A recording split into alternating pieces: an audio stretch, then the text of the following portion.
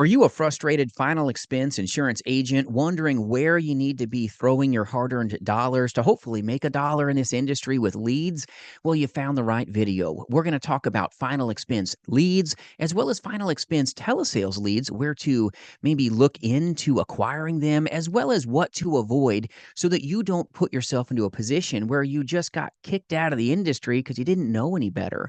And ignorance is not bliss. It can really be a bad thing for you. So we're going to go into final expense leads 101, what to look at, what to avoid, as well as some little tips that hopefully can take you far. So before I go into this content with you, my name is Jason. I'm your friend in the industry, and I am so blessed to recruit and partner with just powerful agents as well as agencies that align here to sell life, Medicare, and annuities face to face, but yes, more importantly, in the telespace. So free resources for you at jasonfinalexpense.com, as well as free discount codes that can help you acquiring leads. So first off, when you get a lead, you've got to look at it with the right intentions and attention. All right. So when you look at a lead, it's an opportunity to have an amazing conversation. Don't be looking at leads like conversion, conversion, conversion.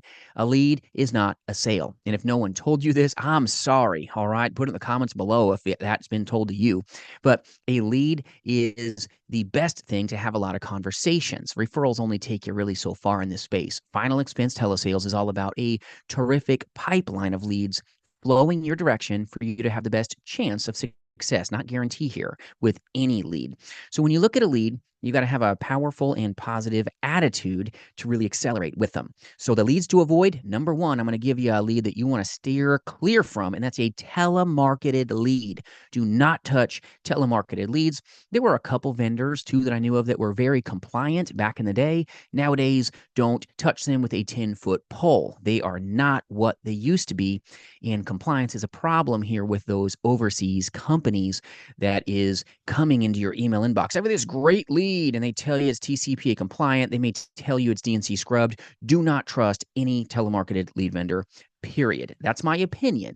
Take it for what you want. But the last thing you want to do is trust somebody overseas in, let's say, Pakistan or any other country, okay, British, blah, blah, blah. You know what I'm talking about. You get them in your email, yabba-dabba-doo@gmail.com. That's flowing. They're all out of seas, overseas companies. They're not US based.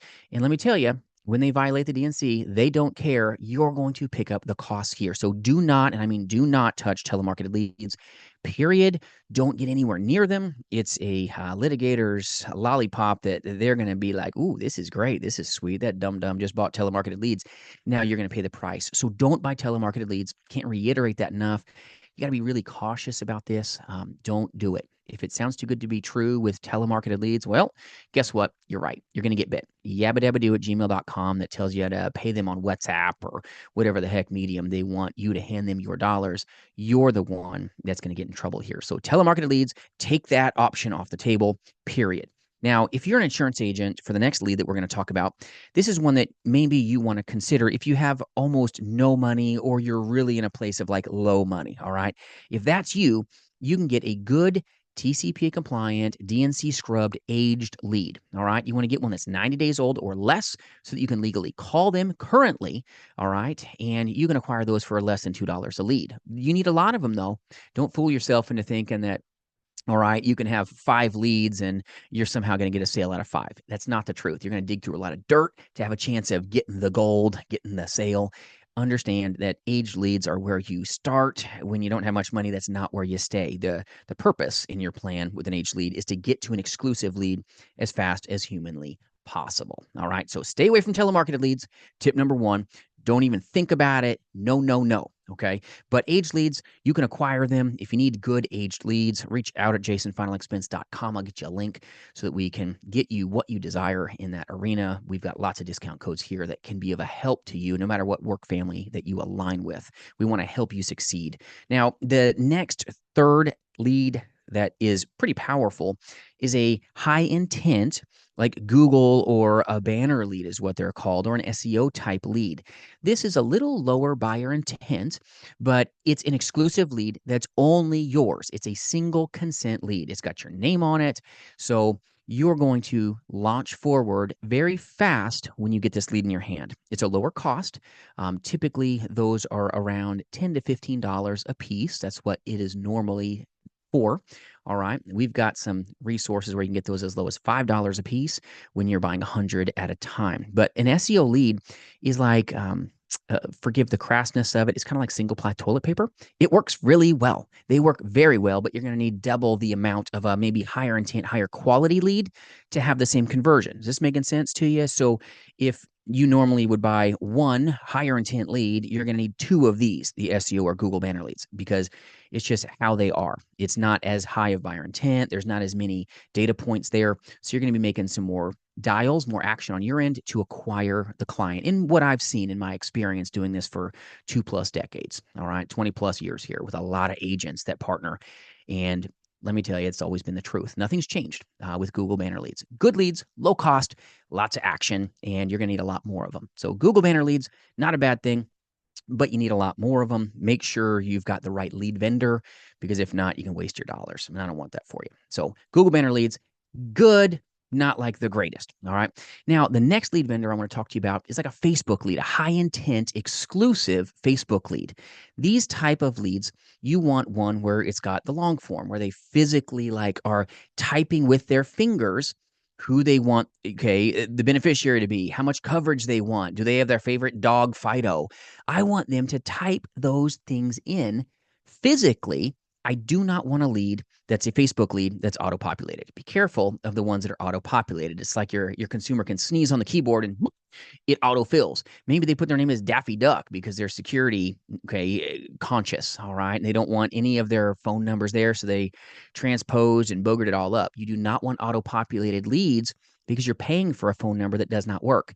That's not what you want here. So make sure that if you've got a good high intent final expense lead, you want to make sure that it is manually typed in so that when you pay for that lead, you've got the best chance of getting a hold of that person. Now, an exclusive final expense lead is powerful, and we can get you discount codes on these, but you're going to pay, depending on how many states you have, you're going to pay anywhere from, $13 to $15 is average, all right, for a really good lead. And you're going to need less of these leads if you're a good agent, all right, and are a top performer, to be able to take that prospect to a place where they have a policy with you and you hopefully get paid.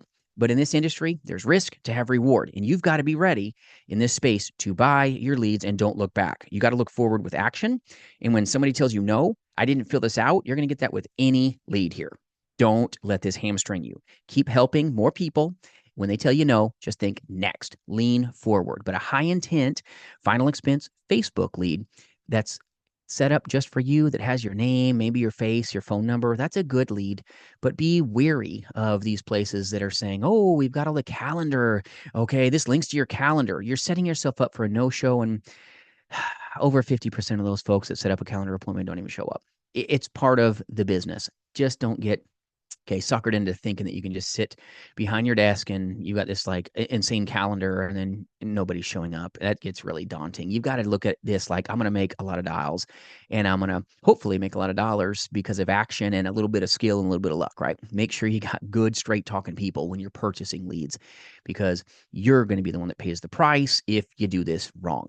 Don't also ever shake hands with any place that's selling aged leads in the exclusive market. So if your exclusive lead vendor is also selling leads, guess what? That was a lead you just bought. You don't want your lead getting sold out. You want this lead to be yours and yours alone. You got to be really careful to make sure that other people have used that lead with success.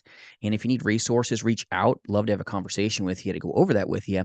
But you want to make sure that what you are buying is in your best interest and yours alone. You do not want a vendor that's selling maybe a CRM on the side, or a vendor that's selling age leads on the side, because your lead is going to be accessed by that CRM, period. Most of these CRMs are just go high level. They've got administrative access, which means they can see everything you're doing on that CRM that they give you or that you have at your fingertips. Trust is so important, but you got to be real cautious.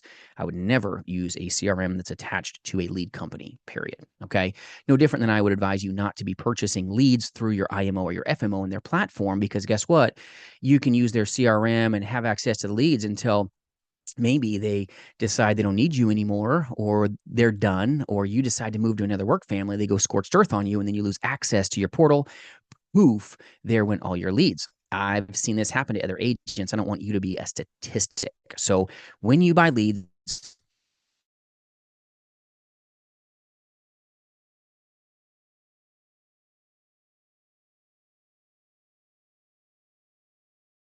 have far. Hang on to those leads, have the hard copies, have it saved where you own and control the leads. Do not use your company's CRM. Okay. Very, okay, transparent with you here. Be careful. I've seen people get bit. All right. Where they've had lots of leads and then poof, they're gone. Not okay, but it's unfortunate. So final expense Facebook leads. All right. So that's a good lead source.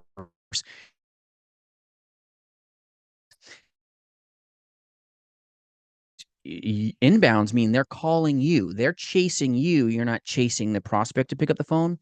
The problem is you're going to be looking at an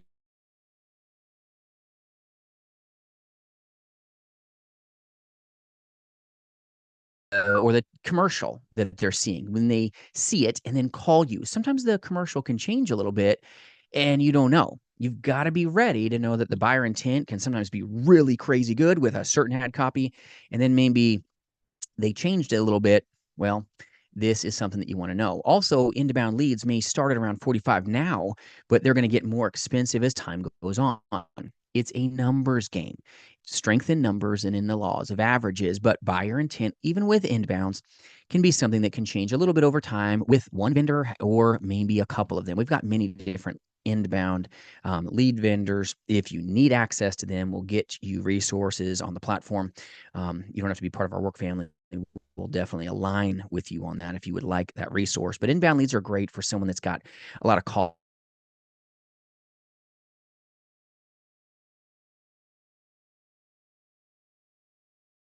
for a lead and that call comes in. You're probably going to pick it up, right? That's painful if you don't, but you don't have to go through those motions of dialing. If you've got calling anxiety, inbound leads are an insane force multiplier for somebody that's maybe adverse to picking up that phone and dialing with action. But inbound leads aren't the golden goose if you don't have skill set. Even with skill set, you're not going to have, okay, 10 calls and have 10 sales. Haven't seen it happen. I've seen an elite agent have 10 calls and have 5 sales. But does that always happen? No. If you're a killer agent, average is probably 38 to 45% average for a killer top tier agent. And then another agent may not have the same success. Understand that in this industry, it's a performance based business. You're going to be paid based on how you perform. And sometimes you perform a game 100% level. Don't second guess your fundamentals.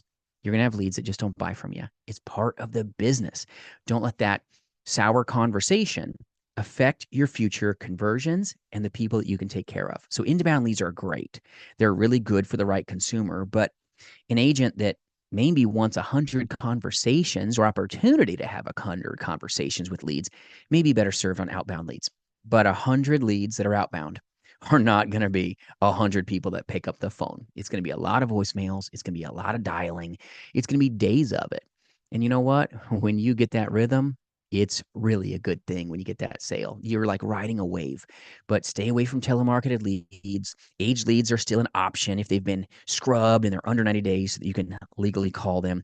Google banner leads are decent. All right. They're decent, but if you want to dial up to a higher intent lead, a final expense Facebook lead is phenomenal. All right. But make sure that it's long form or a lead that they manually type in to move the meter, okay, up. All right. Those extra data points can help you have a better chance of making the dollars. But the business, my friends, is not easy. Simple, yes, to sit in your chair all day and dial and have a good attitude and really focus on the consumer. But a lot of agents fail because they look at a lead like it's a sale. They don't slow down. They don't take their time. They get tremendously frustrated because they thought that every lead was a sale. They lose their energy, they lose their engagement, and then you're going to lose a lot of money with final expense leads. It's part of the business if that's you. So be careful, be cautious. But this is kind of a final expense leads 101. Another way that you can acquire leads as well is, making your own final expense Facebook leads. If you need that video, we've got that video for you so you can do it yourself if you prefer. But in my experience, I've never seen anybody last in the industry.